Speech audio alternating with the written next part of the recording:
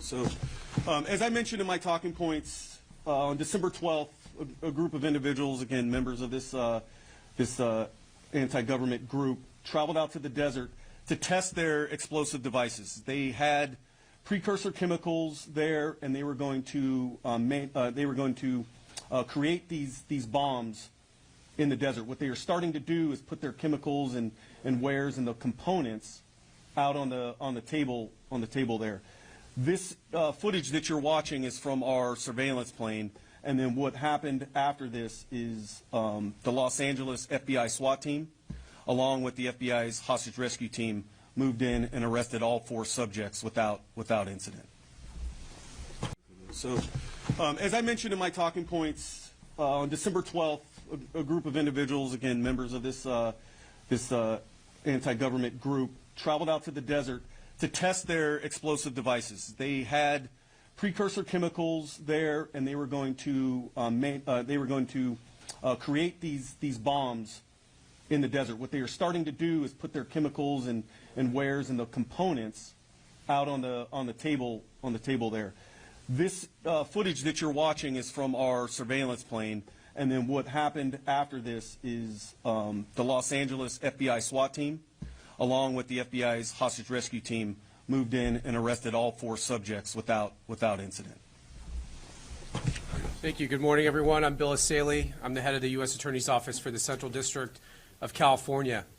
Over the weekend, my office, along with the FBI, arrested members of a far-left, anti-government domestic terror cell who self-identify as the Turtle Island Liberation Front.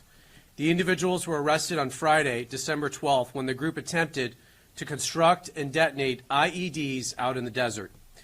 In addition to the arrests, we executed several search warrants throughout the nation.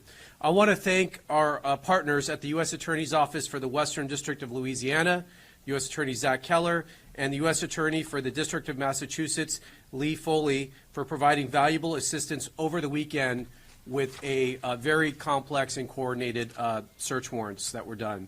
The charges we are announcing today stem from the defendants and their co-conspirators' detailed, coordinated plot to bomb multiple U.S. companies on New Year's Eve. Thankfully, that plot has now been foiled thanks to the hard work of the FBI and the Department of Justice. This investigation was initiated in part due to the September 2025 executive order signed by President Trump to root out left-wing domestic terror organizations in our country, such as Antifa and other radical groups like the Turtle Island Liberation Front. As the President made clear, recent attacks across the country have highlighted the grave threats posed by these far-left domestic terror groups.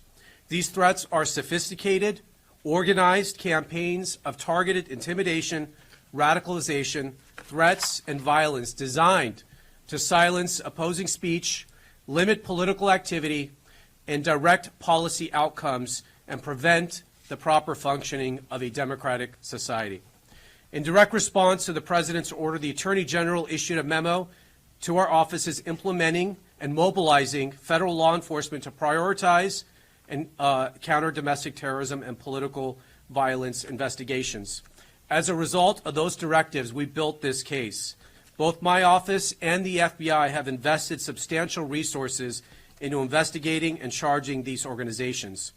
And if anyone does not believe that members of these groups are organized, sophisticated, and extremely violent, let me tell you about the plot in this case.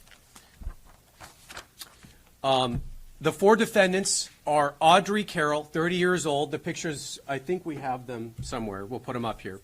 Audrey Carroll, 30 years old. Zachary Aaron Page, 32. Dante Gaffield, 24. And Tina Lay, 41. Each from the Los Angeles area. Each is charged with conspiracy and possession of an unregistered destructive device in violation of Title 26, United States Code Section 5861D. We intend to file additional charges in the coming weeks as we finish reviewing the evidence. The defendants are all radical anti-government members of the Turtle Island Liberation Front, which, according to their own social media, is an anti-capitalist, anti-government movement that calls for their associates to rise up and fight back against capitalism. One of the leaders of the organization, defendant Audrey Carroll, helped organize an even more radical faction of the group called the Order of the Black Lotus. Each of the defendants charged today was also a member of the Order of the Black Lotus. Carroll described this group to her co-conspirators as everything radical.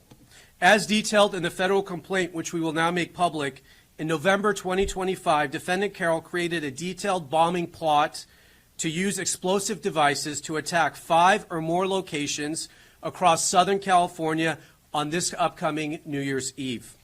Carroll and her co-defendant, Zachary Page, led the effort to obtain and build the bombs and to recruit others to join in their plot. Carroll's bomb plot was explicit. It included a step-by-step instructions to build IEDs or improvised explosive devices and listed multiple targets across Orange County and Los Angeles. Carroll also made clear her desires. She said, quote, "What we are doing will be considered a terrorist act." Carroll and Page also discussed plans for follow-up attacks after their bombings, which included plans to target ICE agents and vehicles with pipe bombs.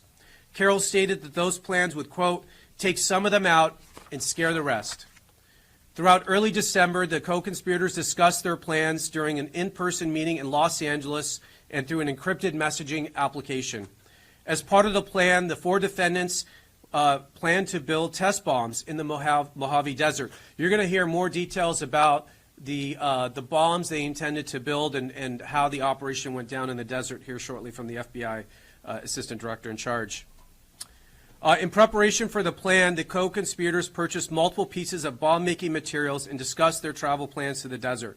Last Friday, December 12th, the defendants took a significant step to carry out their plans. They traveled to the remote campsite, which you're going to see some video of, in the desert, and they began unloading their bomb-making materials to assemble and test the bombs. They had everything they needed to make an operational bomb at that location, and they were subsequently arrested by the FBI before they could build a functional explosive device. Shortly after the defendants were taken into custody, the FBI executed multiple search warrants, including at the defendants' Southern California residence and other locations throughout the country. I'll highlight some of the items found during those searches over the weekend. For example, in Carroll's residence, law enforcement found multiple posters and materials associated with Turtle Island Liberation Front, including posters stating, quote, "Death to America, long live Turtle Island and Palestine," and, quote, "Death to ICE, Turtle Island Liberation Front." In Page's residence, law enforcement found a copy of the detailed bomb attack plan. This case is another reminder about the dangers that radicalized Antifa-like groups pose to public safety and the rule of law. Through the tireless work of our prosecutors in my office and our law enforcement partners, which you will hear from today, we disrupted this terror plot before buildings were demolished or innocent people were killed. But this is not the end of our work. My office is committed to extinguishing the far-left terror threats that we face, and will continue to work 24 hours a day, 7 days a week. The 4 defendants arrested will make their initial appearance this afternoon at the federal court in downtown Los Angeles. They are each considered innocent until proven guilty. I will now turn it over to the Assistant Director in charge of the FBI LA office, Akil Davis. Subscribe to One India and never miss an update. Download the One India app now.